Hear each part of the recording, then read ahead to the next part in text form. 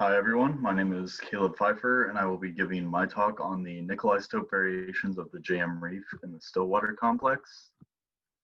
So the JM Reef and the Stillwater complex is located in south central Montana, and we can see the JM Reef here trending from kind of northwest to southeast in this dashed line. There are several mines located along the JM Reef, being Contact Mountain, the Boulder Mine, and West Fork Audit, which several of the samples that we analyzed in the study have come from. We focus on the JM Reef because of the enrichment in the platinum palladium, the palladium average values being approximately 14 ppm and the platinum values being about 4 ppm on average. And so the section we'll be focusing in is located in the red brackets here, being the troctolite and orthosite 1 zone. And then depending on the footages of our drill core sections, some will be looking up into the norite 2 zone and even down into the gabbro 1 zone to see how assemblages of sulfides and silicates change in their values. So with the reef, there are different methods of formation that people have analyzed over the years. And so one that is very popular is the idea of a mantle plume that brings a magmatic source up, creates turbulence, and then over time you get crystals and sulfide droplets settling out, and they settle to the base layer and creating, theoretically, the reef deposit. Another popular method of formation is the idea that you have fluids coming from below. They resorb sulfides out of lower layers and sequester either PGEs and nickel content, and then they get enriched in other zones, which would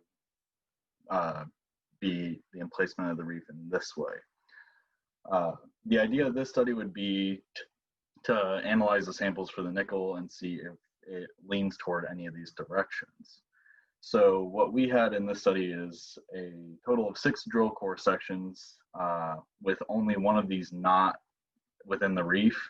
And then we had 4 troctolite samples donated to us by a member of the Stillwater mine. Out of these, we analyzed 47 thin sections from above, within, and below the reef to get general lithologies and compare. And so some of the photomicrographs that we got from this, one being from drill core 36982, shows a gabbro sample where we're seeing the chalcopyrite with surrounding pyrrhotite and pentlandite in the reflected light on the left. And then as we look to the right, we see the cross-polar version of this where it is the sulfide droplets surrounded by plagioclase, and we're seeing the clinozoisite reactions just in contact with the sulfide, indicating that the sulfide had these reaction rims with the plagioclase when it was emplaced.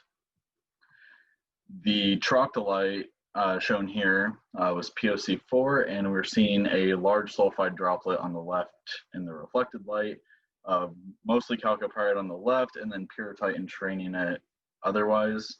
And when we look at this sample in cross polars, we see the sulfide shown there, but then we have plagioclase on both sides of it, and the olivine below it there, which is not shown as well in this picture because of how dark it is, but it's heavily serpentinized and heavily broken up. But when we look at the plagioclases, we don't see that same clinozoisite interaction that we had from the previous thin section. And as a general summation of lithology, other than the 4 troctolite samples that were donated to us, all the lithologies are shown on the left-hand graph here. We plotted out modal plagioclase, orthopyroxene, and clinopyroxene. And what we found was a large percentage of the samples falling in the anorthosite zone, gabbro-norite, and then a few scattered into the gabbro and the separate norites. What we wanted to do after this was look at what the general lithology was for the reef to see if there were any trends. And what we ended up finding on the right-hand ternary diagram was that most of them fell into the anorthosites. What it doesn't show here is that there are several overlapping points at the top of the ternary diagram where it was 100% modal plagioclase, but there are about 4 or 5 falling just in that point alone. We had 1 gabbro-norite sample and then 2 gabbro samples as a bit of comparison to see the fluctuation with pyroxenes as well. So the idea with doing nickel isotopes is this being another constraint on the reef formation, but with nickel isotopes, they're also a little bit in their infantile phase. There haven't been a ton of studies to get a large data set to compare values with, but some of the previous works that have been done, looking at Elliott and Steele's paper, they determined bulk silicate earth values to be about 0.11 plus or minus 0.01 per mil. So this is generally baseline for what we'd expect from our silicates. Then Gall et al. In 2013 did a paper analyzing layerslides and komatiites where they found their average mantle values to be about 0.23 plus or minus 0.06 per mil. So it's just a number to keep in mind if we were seeing deviating values off of that. And then again et al. In 2013 did a large magmatic sulfide study that focused primarily on komatiite-hosted sulfides, and they found very low isotopically delta 60 values that showed about negative 0.1 to negative 1.03 per mil, which stood out drastically from the rest of the silicates that they analyzed, being the olivine and pyroxenes as well. So for our analyses, we analyzed a total of 25 sulfide samples, 7 orthopyroxene, 3 clinopyroxene, and 4 olivine. But when looking at just reef samples, this cut down to 20 sulfides, 2 orthopyroxene, 1 clinopyroxene, and 4 olivines.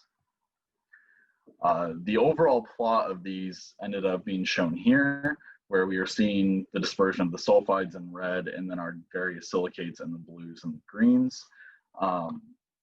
The olivines here, we are seeing that 3 of them are kind of clustered together about how we'd expect, and then we have 1 that is strongly negative.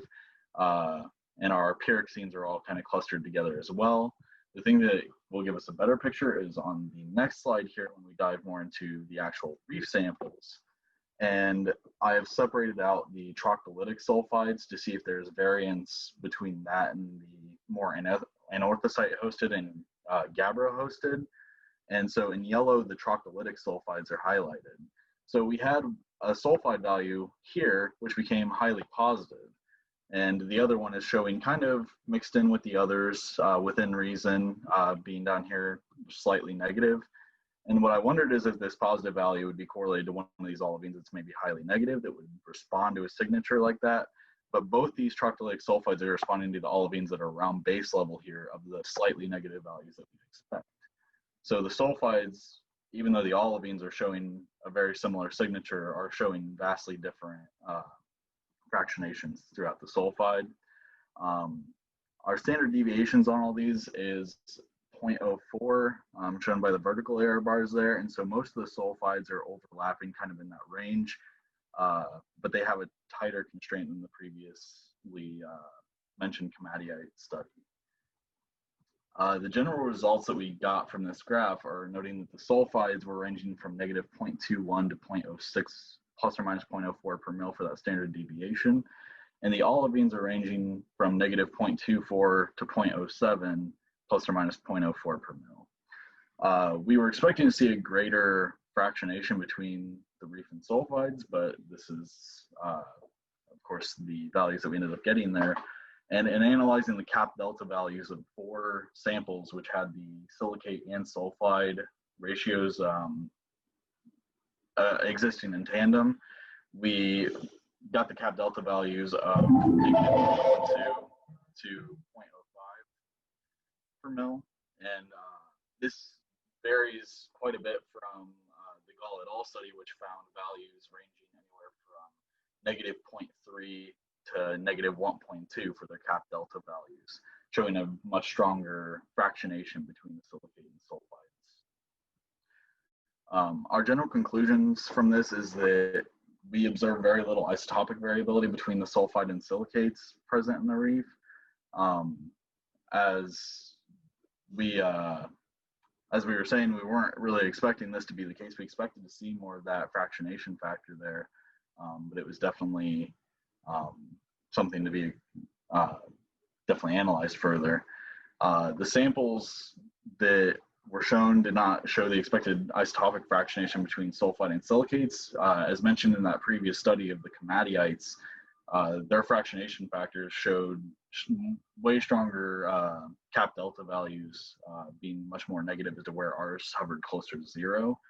And so the homogeneous nickel isotopes that we observe between the silicates and sulfide, we believe could be an indicator of hydrodynamic processes where the nickel did not have as much time to interact between the sulfide and the coexisting olivine and pyroxenes, leading to an enrichment or depletion in the delta 60 values.